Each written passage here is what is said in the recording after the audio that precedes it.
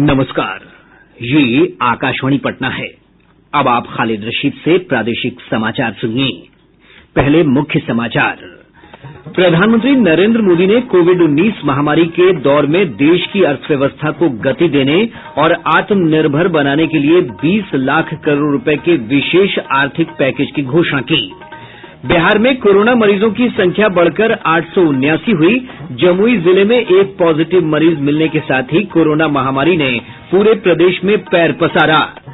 आज प्रदेश के विभिन्न स्टेशनों पर 24 श्रमिक स्पेशल ट्रेन पहुंच रही है। इन ट्रेनों से लगभग 30,000 से अधिक प्रवासी अपने घर लौटेंगे। और मुख्यमंत्री नीतीश कुमार ने पड़ोसी राज्यों से बस के माध्यम से भी श्रमिकों को लाने का दिया निर्देश। अब समाचार विस्तार से। प्रधानमंत्री नरेंद्र मोदी ने आत्मनिर्भर भारत के लिए 20 लाख करोड़ रुपए के विशेष आर्थिक पैकेज की घोषणा की है और कहा है कि आत्मनिर्भरता ही यह सुनिश्चित करने का एकमात्र रास्ता है कि 21वीं सदी भारत की है। राष्ट्र को संबोधित करते हुए प्रधानमंत्री ने कहा कि यह पैकेज कोविड-19 संकट के दौरान सरकार द्वारा पहले से घोषित और रिजर्व बैंक द्वारा किए गए फैसलों को मिलाकर 20 लाख करोड़ रुपए का है। ये भारत के सकल घरेलू उत्पाद का लगभग 10% है।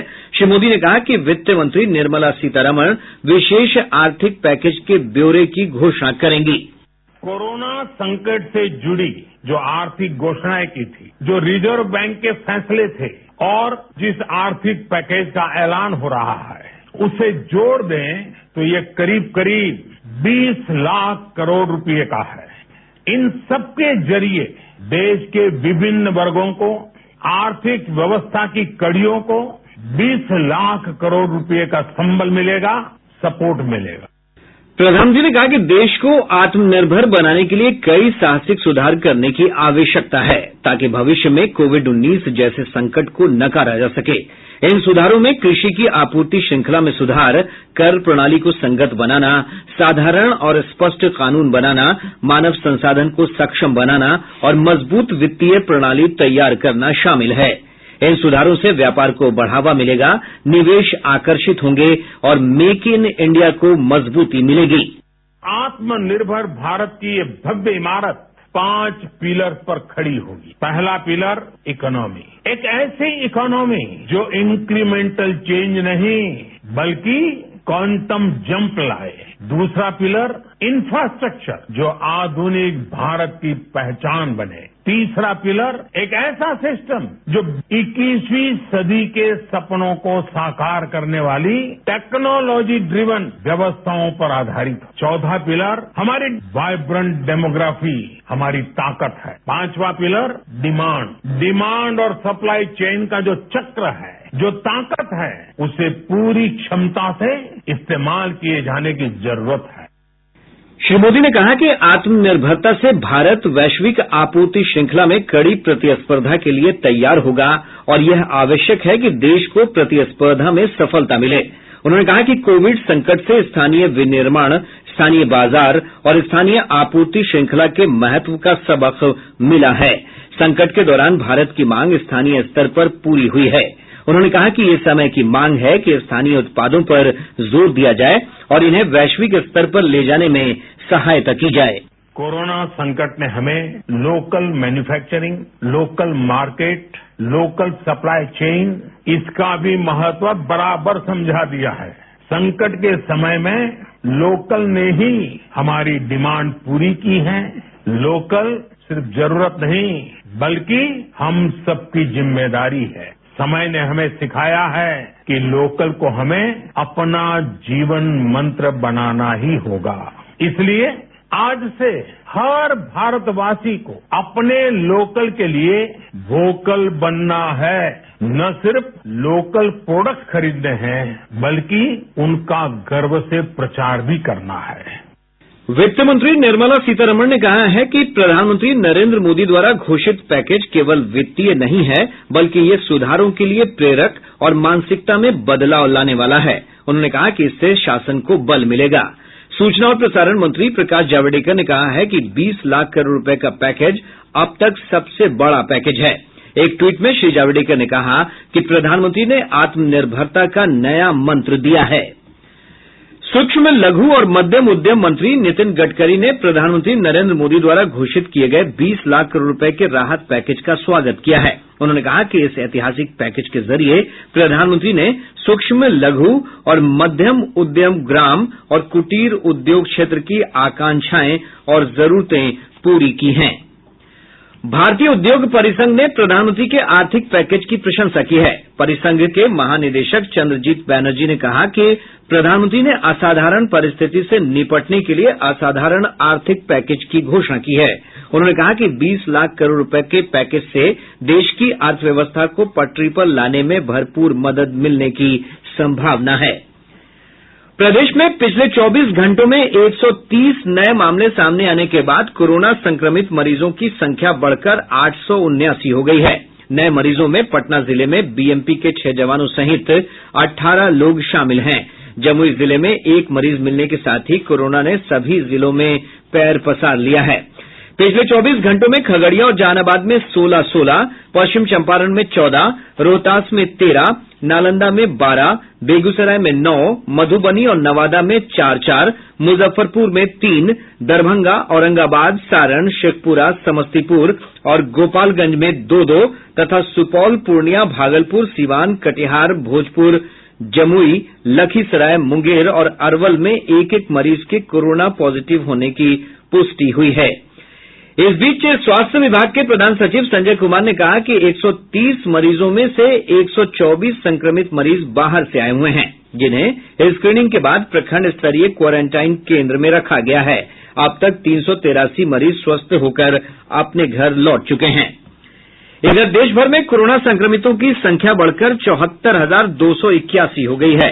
इनमें 24,386 मरीज स्वस्थ हो चुके हैं, जबकि इस महामारी से 2,415 लोगों की मृत्यु हुई है। मुख्यमंत्री नीतीश कुमार ने पड़ोसी राज्यों से प्रदेश लौटने के इच्छुक श्रमिकों को बस के माध्यम से भी बिहार लाने का निर्देश दिया है। उन्होंने पटना में अधिकारियों के साथ बैठक में कहा कि विभिन्न प्रदेश में फंसे श्रमिकों को यथाशीघ्र वापस लाया जाए।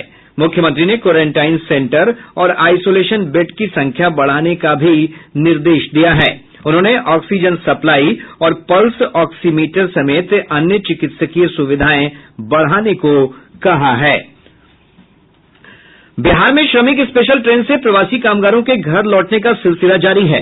आज 24 श्रमिक स्पेशल रेलगाड़ियां बिहार के विभिन्न स्टेशनों पर पहुंच रही हैं।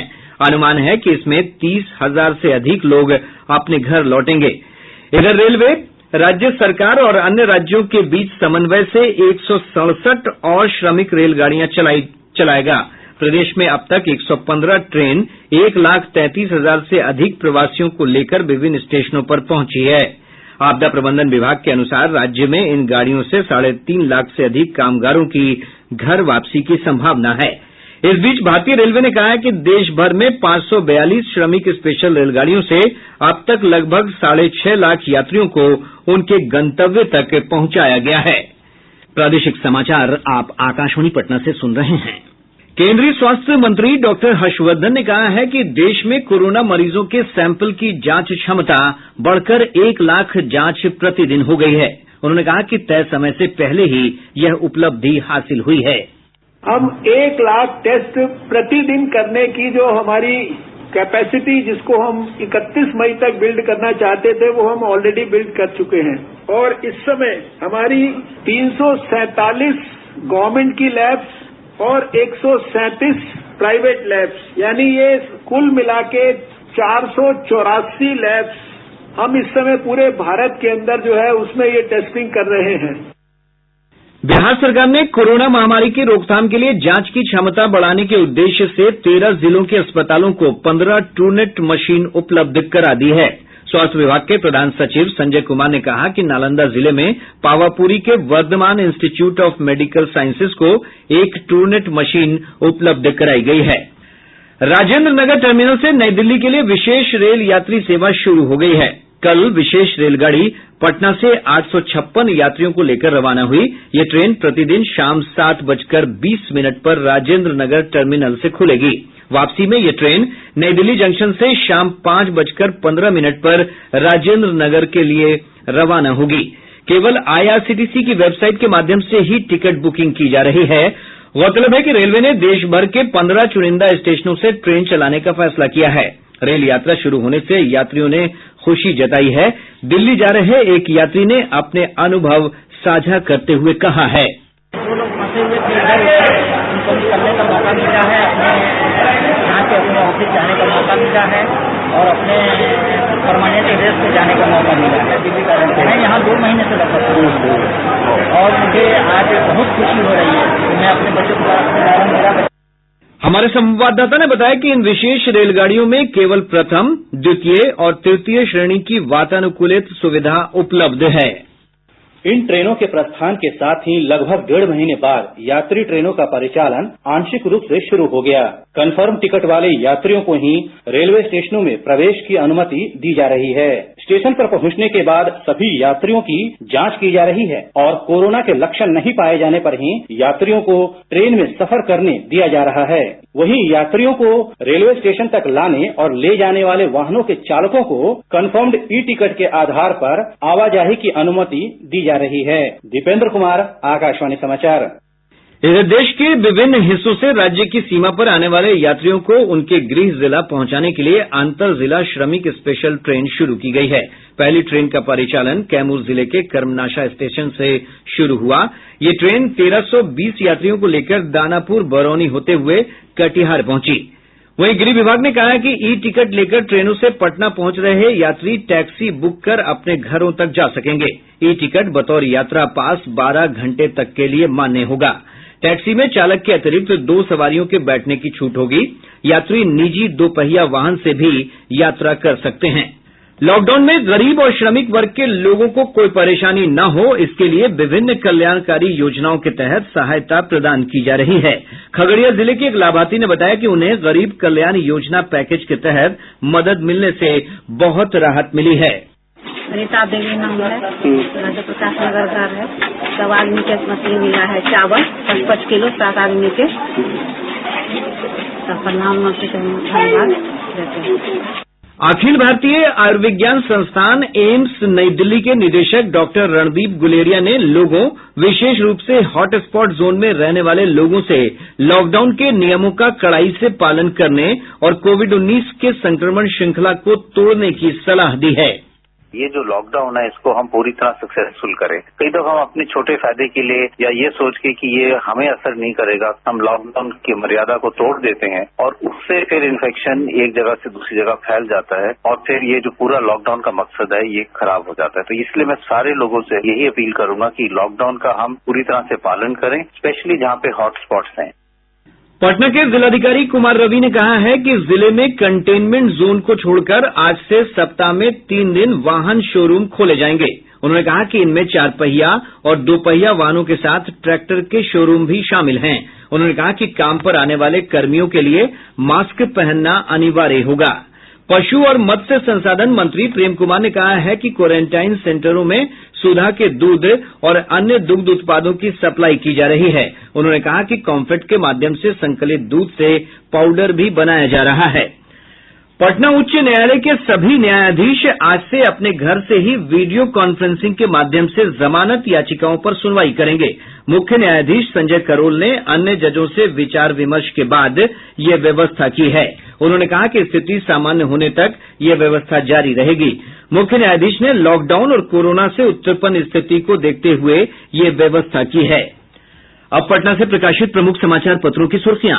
आज के सभी समाचार पत्रों ने प्रधानमंत्री नरेंद्र मोदी द्वारा घोषित आर्थिक पैकेज को अपनी प्रमुख सुर्खी बनाया है।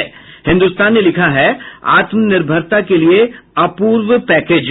दैनिक जागरण ने ट्रेनों के परिचालन शुरू होने से जुड़ी खबर का शीर्षक लगाया है, चली ट्रेन तो लगा दिल्ली अब दूर नहीं। दैनिक भास्कर की सुर्खी है, आज लॉन्च होगा पोर्टल, जमाबंदी की गड़बड़ियां ऑनलाइन सुधारी जा सकेंगी। प्रभात खबर की खबर है, जांच पॉजिटिव मिलने की दर बढ़कर 2.3% हुई। राष्ट्रीय सहारा की सुर्खी है, कोरोना की मौजूदगी में डराने लगी है एईएस की आहट। और अब अंत में मुख्य समाचार एक बार फिर। प्रधानमंत्री नरेंद्र मोदी ने कोविड-19 महामारी के दौर में देश की अर्थव्यवस्था को गति देने और आत्मनिर्भर बनाने के लिए 20 लाख करोड़ रुपए के विशेष आर्थिक पैकेज की घोषणा की।